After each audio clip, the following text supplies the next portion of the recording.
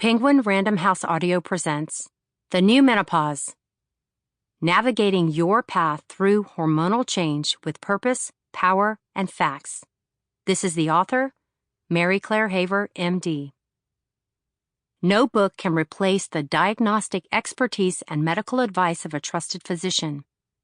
Please be certain to consult with your doctor before making any decisions that affect your health, particularly if you suffer from any medical conditions or have any symptoms that may require treatment. Note to listeners: this program includes a downloadable PDF which contains the helpful menopause resources and appendices from the book. To my children, Catherine and Madeline Haver, may your menopause transition lead to the most vibrant, productive, healthy, and best third of your lives. To my patients and students, you inspire me every day to be the best menopause provider and educator I can be. Letter to the listener. Dear listener, as a board-certified OBGYN, I have spent countless hours in hospital rooms, in my clinic, in birthing centers, and in the operating room. In these spaces, I've heard the anguished cries of birthing mothers and brand new babies, and details of confounding symptoms originating in and from the wildly complex and fascinating female reproductive system.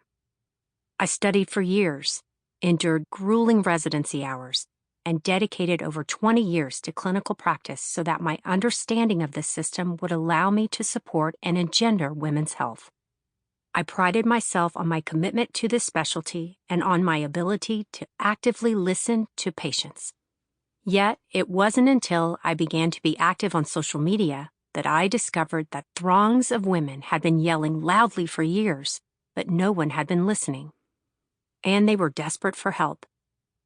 These were women in perimenopause or menopause, and they felt isolated and distressed by a collection of disruptive symptoms. They often could not find support from spouses or from friends. Worst of all, doctors and other healthcare providers were denying them the legitimacy of their symptoms. Each woman seemed to feel isolated in her own dismay and despair. I'll admit there was a time when I wouldn't have heard them either. But once I went through menopause myself, I got it. I could relate not just through empathy, but through my own personal experience. I, too, had had my life severely disrupted by sweat-soaked sleepless nights, annoying and unhealthy weight gain, frustrating brain fog, significant hair loss, and drying skin. In my case, being on a birth control pill for contraception and to control my polycystic ovarian syndrome had likely staved off perimenopausal symptoms in my late 30s and early 40s. When I was about age 48, however, my healthcare provider and I decided I should stop taking the pill and see where I was hormonally, knowing menopause was coming soon. Around the same time, my beloved brother Bob became terminally ill, and in my rush to provide him care at the end of his life, I forgot my own. I was devastated by Bob's death, and I attributed many of the physical and emotional symptoms I was having, most notably new belly fat and little sleep, to my grief. I tried to be tough and power through it, but night after night of disrupted sleep changed my mind. I tried melatonin, meditation, and proper sleep hygiene, but nothing was working. The loss of sleep made me groggy and fatigued during the day, which made it harder for me to find the energy to exercise and easier to choose less healthy foods. It was a vicious cycle of lethargy and unhealthiness. Finally, I decided to start hormone therapy, although for a number of reasons that I now know are common and somewhat misguided, I felt as if doing so was an act of throwing in the towel. I was lucky that I had the ability to self-diagnose and self-treat. I was also fortunate in that I had access to research and medical insight that helped me create a comprehensive approach to my own care. This included nutritional strategies, exercise, and stress reduction techniques. Fortunately, The combined approach worked, and I began to feel better. I can't overstate the profound relief I experienced when I started to feel like myself again. Soon thereafter, I decided to share many facets of this approach in a program I created called the Galveston Diet. I offered this program first through my clinic in Galveston, Texas, and then later in a book of the same name. I began talking more and more about menopause on social media, and my reach has grown to over 3.5 million followers across my channels. To say the response was overwhelming is an understatement.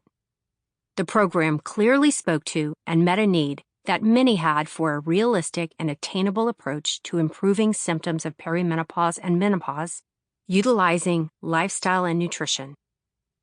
I am so proud of the program and how many people it has helped and will continue to help. But there are always more women to reach, to help. Indeed, the population entering this phase of their lives is not just big, it's enormous. By the year 2030, the world population of menopausal and postmenopausal women is projected to increase to 1.2 billion, with 47 million new entrants each year. Can you imagine the power of a population this size if we can unite to demand continued improvements in the standard of care for women at this stage of our lives? We could rally behind my personal mantra for the new menopause. Menopause is inevitable. Suffering is not. Of course, even though we are in the midst of changing, this is a big ship to course correct, and it's going to take a long time to get everyone on board and heading in the right direction. Yet simply by listening to this book, you are already on the gangplank.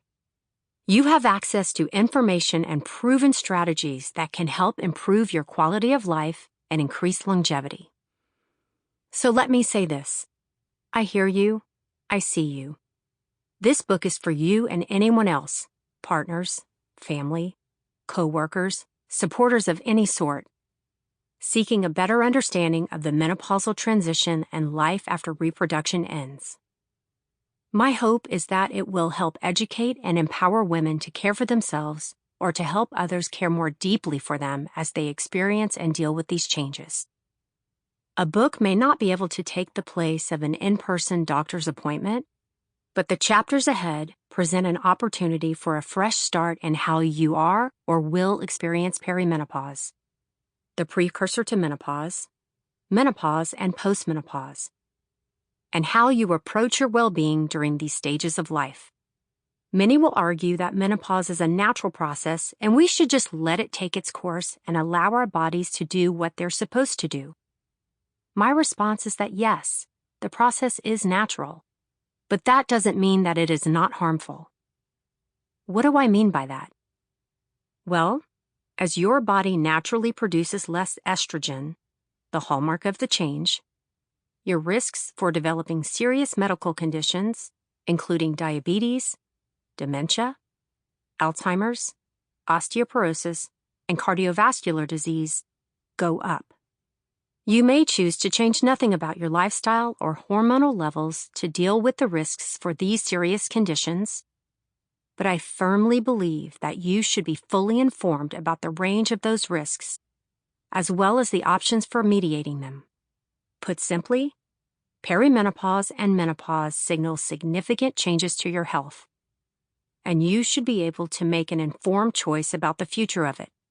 This book will put that agency in your hands. No one else's. Mary Claire Haver. You'll hear many stories from my patients and social media followers throughout this book. They're not the typical before and after stories you might expect. Rather, they are intended to demonstrate the many, sometimes surprising ways menopause symptoms may manifest. My goal in providing these stories is to allow you to see what may be your own truth in the testimony of others and to validate you and your experience. Part 1. The Story of Menopausal Medicine.